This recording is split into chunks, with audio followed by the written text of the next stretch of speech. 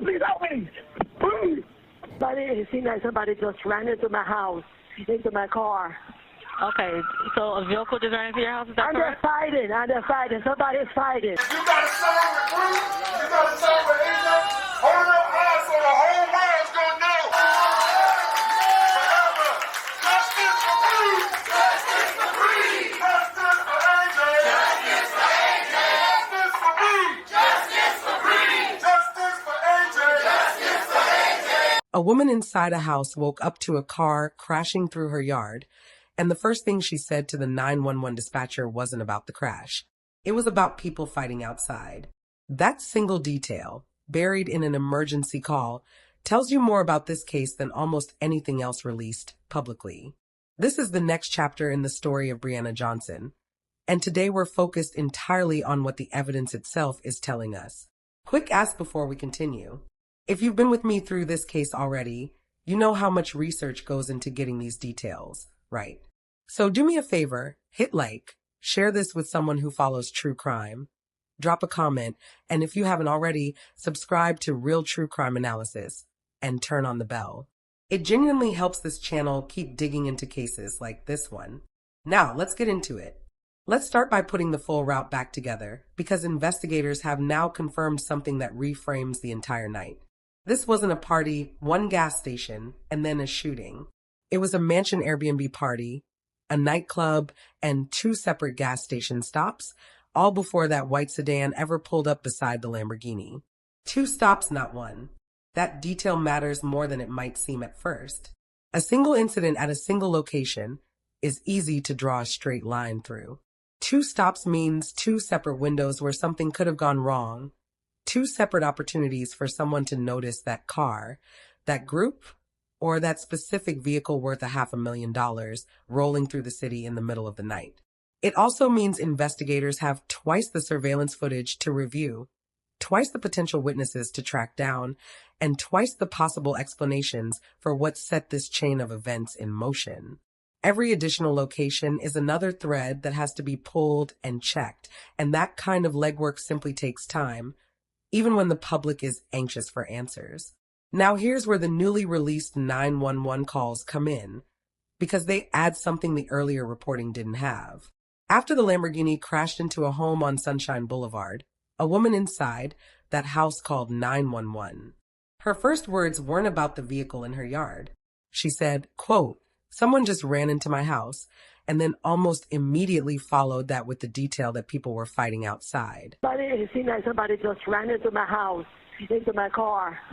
Okay, so a vehicle just ran into your house, is that correct? Think about that phrasing for a Somebody's second. fighting. Not people are hurt. Not there's blood. Fighting. That's the word she chose in the chaos of the moment, and it's the kind of detail that makes you wonder what she was actually seeing outside her window in those first seconds. Other calls released alongside hers paint an even more chaotic picture. A man's voice, sounding disoriented, repeatedly begging the dispatcher, "Please help me, please," without fully knowing where he was. A woman's voice, over and over, saying, "I can't do this, I can't," while another voice can be heard in the background trying to calm her down. These recordings don't identify a shooter. They don't name a motive, but they do something else. They put you inside those first 60 to 90 seconds after the gunfire stopped, when the scene was still just screaming, confusion, and people trying to process what had just happened to them. There's something worth noting about why police release calls like this in the first place. It's rarely just for public awareness. Sometimes it's a deliberate move, hoping that hearing a familiar voice or recognizing a detail mentioned in the background will jog someone's memory or push a hesitant witness to finally come forward. If that's the intention here, it means investigators may still be waiting to see what response, if any, these recordings generate. Here's a detail that's easy to miss but worth sitting with. According to the 911 audio, it's still not entirely clear who was actually driving the Lamborghini that morning. That's a strange gap to still have in a case this closely followed. Does that seem unusual to you? That something as basic as who was behind the wheel hasn't been publicly confirmed, weeks into an active investigation? It could simply be that police are holding that detail back deliberately, the way investigators often withhold small facts to help verify future leads or filter out false confessions.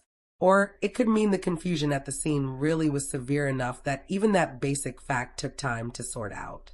Either explanation is possible, and neither has been confirmed.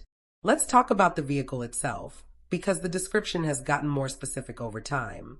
Officers say the car that pulled alongside the Lamborghini was a white sedan, possibly a BMW, and that whoever was inside opened fire more than a dozen times. More than a dozen rounds, aimed at a moving vehicle in the span of seconds. That's not a warning shot. That's not someone firing once and fleeing in panic.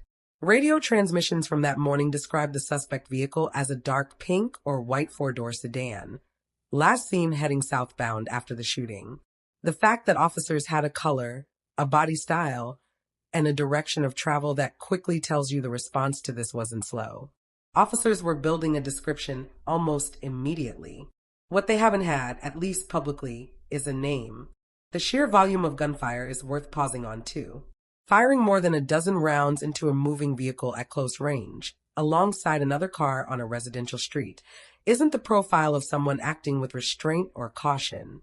It suggests either a level of confidence that they wouldn't be caught, or a level of anger and intent that overrode any concern about consequences. Neither of those possibilities is comforting, and both point toward the same conclusion investigators have already stated publicly, that this was not a random act. So why, with that much detail about the vehicle, has there still been no arrest? That's the question that keeps this case active in people's minds.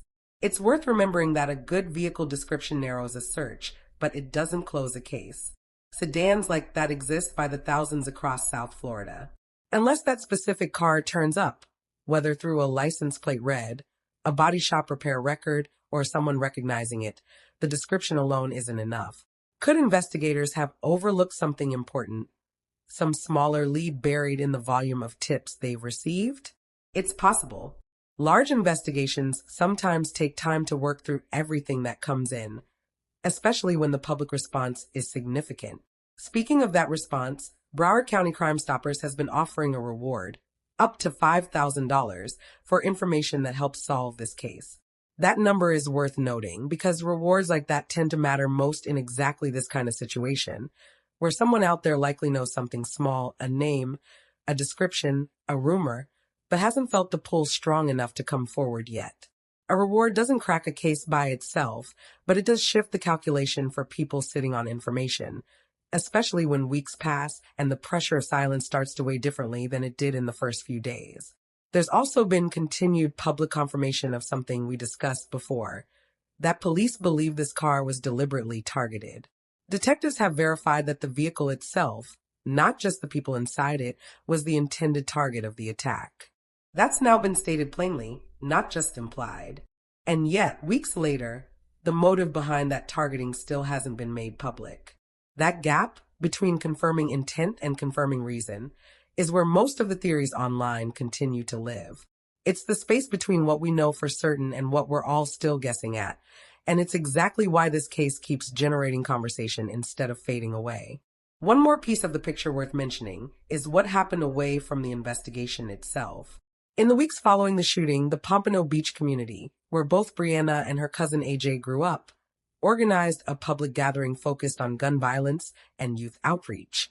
City officials spoke at the event about connecting with young people and understanding what's actually happening in their lives before tragedy strikes. It wasn't framed as a protest or a demand for arrests.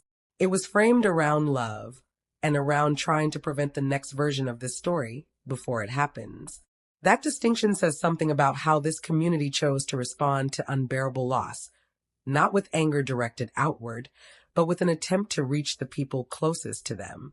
It's a response that stands in contrast to how a lot of high-profile cases play out online, where speculation and outrage tend to dominate the conversation. Here, at least locally, the response has leaned toward prevention and connection. That doesn't mean people aren't angry or aren't demanding answers. It just means the public face of this community's grief has been rooted in something forward-looking rather than purely reactive. Let's also think for a moment about the surveillance footage that has already been made public, because it tells its own quiet story. The video shows the Lamborghini moving normally down a residential street, nothing unusual, nothing hurried. right up until the moment the sedan appears in frame. That's worth remembering when people speculate about whether Brianna or the others somehow knew they were in danger. Based on what's publicly available, nothing in that footage suggests panic or evasive driving before the shots were fired. Whatever happened, happened fast, and it happened without warning to the people inside that car. That kind of suddenness is part of what makes this case so difficult for the public to sit with. There was no slow build-up captured on camera, no moment where you can point and say, right there, that's when things went wrong. One frame, the night looks ordinary. The next, it's a crime scene. It's a stark reminder of how quickly an entire life, and in this case 2 lives, can end without any visible warning sign beforehand, at least not one that made it into the footage the public has seen. It's also worth acknowledging how this case fits into a broader, uncomfortable pattern that true crime audiences see again and again.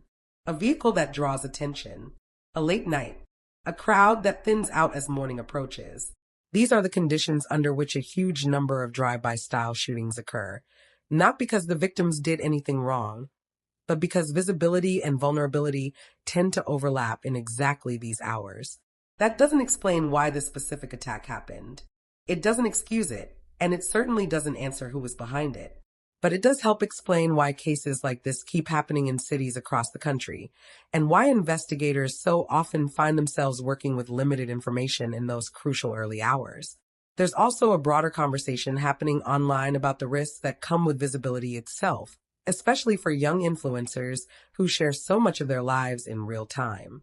A car like that Lamborghini isn't just transportation, it's also, whether intended or not, a public statement about where someone is and what they have.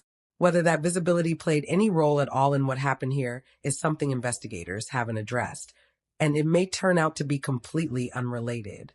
But it's part of why this case has resonated so widely with an online audience that understands exactly how much of a young person's life ends up visible to strangers now, often without them ever meaning for it to. So where does all of this leave us? We know the timeline involved 2 gas station stops, not 1, giving investigators more ground to cover than initially understood. We know the 911 calls capture raw panic, but no names, no motive, and some lingering uncertainty about who was even driving. We know the suspect vehicle has been described with real specificity, a white or possibly dark pink sedan, more than a dozen shots fired, last seen heading south. We know detectives have confirmed this was a targeted attack on the vehicle itself. And we know that despite all of that, there has been no arrest and no motive has been released to the public. What do you think really happened in those final minutes before the shooting? Does the uncertainty over who was driving change how you see this case? And do you think the answer is sitting in a tip that simply hasn't come in yet, or in evidence investigators already have but haven't been able to move on? This case remains open, and it remains painful for 2 families who are still waiting. Brianna Johnson was building something real, a following, a music career, a life in progress. Her cousin AJ was right there beside her, the way he'd been his whole life. Whatever answers eventually come, they won't undo what happened on that street. But they matter anyway, because the people who love them deserve to know why, and because somewhere out there, the person responsible is still walking around with that knowledge while 2 families wait for it to surface. Cases like this one rarely stay cold forever. Evidence has a way of resurfacing, relationships shift, and the people who once felt loyalty to staying silent don't always feel that same loyalty months or years later. It's a small comfort, but it's a real one. Investigations that look stalled from the outside sometimes move forward the moment one person decides they've carried a secret long enough, and given how many people were connected to that night, through the party, the club, and both gas stations, the pool of people who might eventually come forward is larger than it may first appear.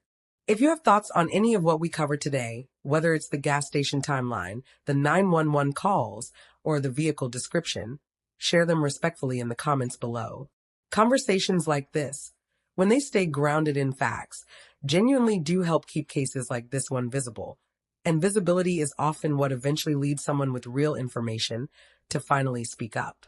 It's easy to underestimate how much a single comment section, viewed by thousands of people, can accomplish when it comes to jogging a memory or reaching someone who happened to be nearby that morning. If you found this analysis informative, don't forget to like this video, subscribe to Real True Crime Analysis, and turn on notifications so you never miss another investigation. Thanks for watching, and I'll see you in the next case.